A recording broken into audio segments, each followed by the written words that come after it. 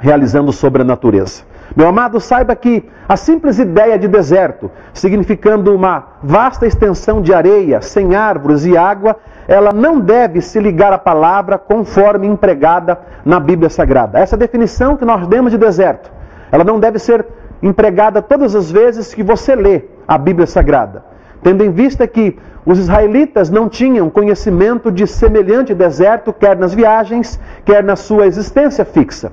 Nos livros históricos da Bíblia, a palavra deserto significa o Vale do Jordão, do Mar Morto, e aquela região que fica até mesmo ao sul do Mar Morto. E nestes sítios, nos dias de prosperidade da Palestina, nos dias aí de peregrinação do povo, crescia ali a palmeira, o bálsamo, a cana-de-açúcar, podendo admirar-se ali uma bela e farta vegetação. Nos livros proféticos e poéticos, o deserto já tem a significação de território seco pela ação excessiva do calor. Ainda que no livro de Ezequiel, especialmente no capítulo 47, versículo 8, se compreende a palavra ali como sendo, na verdade, o Vale do Jordão. A palavra traduzida por deserto em Êxodo capítulo 3, versículo 1, e capítulo 5, 3, 19, 2, e em Número 33, 16, teria a melhor versão dizendo-se terra de pasto,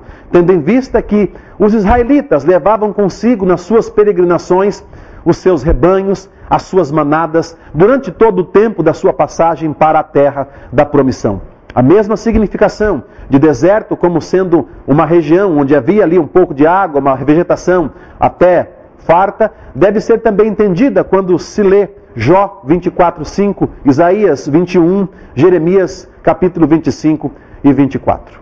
No texto lido de início desta mensagem, Mateus 4, de 1 a 11, essa expressão indica claramente que era a vontade de Deus Pai que Jesus Cristo, agora plenamente consciente de sua filiação única, bem como de seu chamamento para o servo ideal, fosse tentado a desobedecer às implicações deste chamado e a vocação, vencendo essa tentação, estivesse sendo ali capacitado a entrar num ministério que teria como clímax a sua obediência até a morte e a morte de cruz. No contexto de Jesus, então, o deserto já pode ser enquadrado como essa área difícil, de sequidão, de pouca chuva, de mudanças climáticas tremendas, mas acima de tudo, nós devemos olhar para o deserto no contexto de vida de Jesus como sendo um lugar, ou até mesmo um estado de vida, um momento de vida, onde ele vai ser tentado, onde ele vai ser provado ao extremo da sua fé, para então sair dali capacitado a desenvolver o seu ministério de modo obediente, sendo obediente, como diz a Bíblia, até a morte e a morte de cruz. Assim como o Senhor conduziu Jesus ao deserto, porque a Bíblia diz claramente que o Espírito conduziu ao deserto, nós também podemos ser conduzidos por Ele à mesma situação e realidade.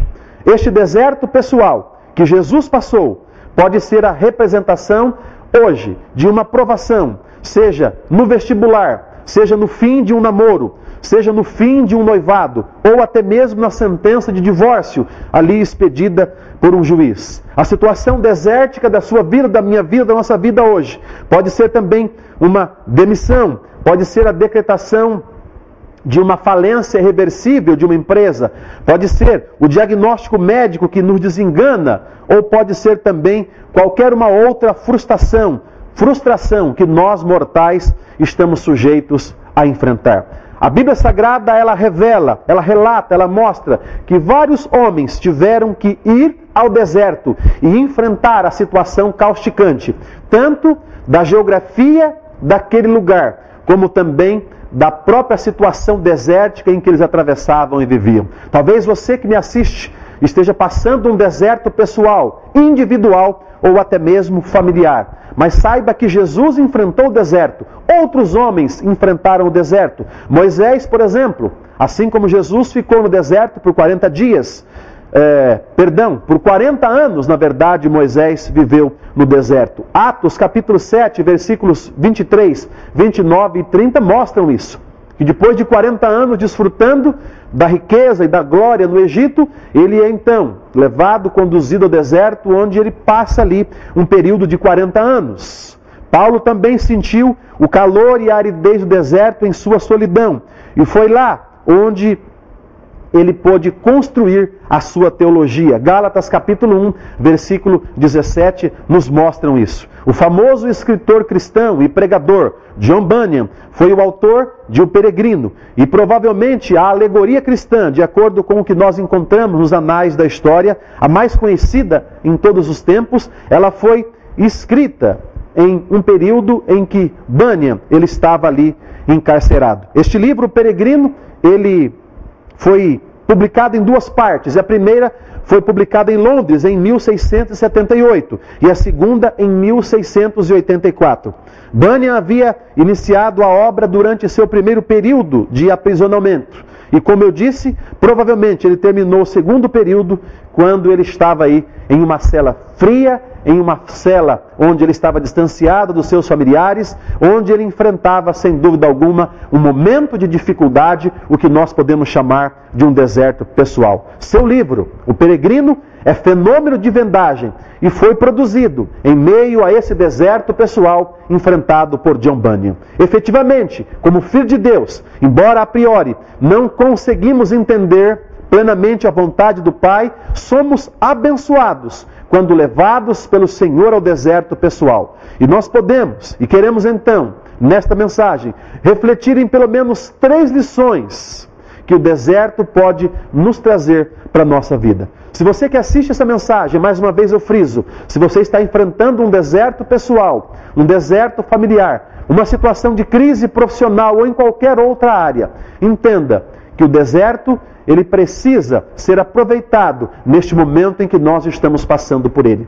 E eu quero levar você a entender que você pode e deve extrair pelo menos 3 lições desse período desértico ou da vida no deserto. A primeira lição que devemos aprender é que no deserto temos a possibilidade de encontrarmos a nós mesmos. O que sou? É difícil conceber até não saber efetivamente onde estou. São nas situações desérticas da existência que os problemas, as crises, as provações, as agruras se instalam em lugares, estados ou condições que nos levam a nos sentirmos sós, indefesos, amedrontados, abandonados. Nesse momento, podemos ter uma verdadeira consciência de nossa identidade, de quem somos verdadeiramente. É no deserto que podemos nos conhecer profundamente. É no deserto da vida que você tem a possibilidade de fazer uma introspecção, uma autoavaliação, para que você descubra verdadeiramente onde você está e quem você é. Não há para quem olhar no deserto. Nós mesmos é que somos objeto de nossa análise. Assim, podemos nos aprofundar e nos conhecer mais e mais e mais. Você que está atravessando um deserto, pense nisso e reflita se não é ideal de Deus que você atravesse essa situação de prova sim, difícil sim, mas para conhecer-se melhor, para aprofundar-se melhor nesta autoanálise, neste autoconhecimento, para que você saia depois sabendo das suas limitações, das suas fraquezas e também das suas virtudes. Nessa condição de autoconhecimento que o deserto nos força a ter, refletimos sobre os motivos que nos têm trazido até ali.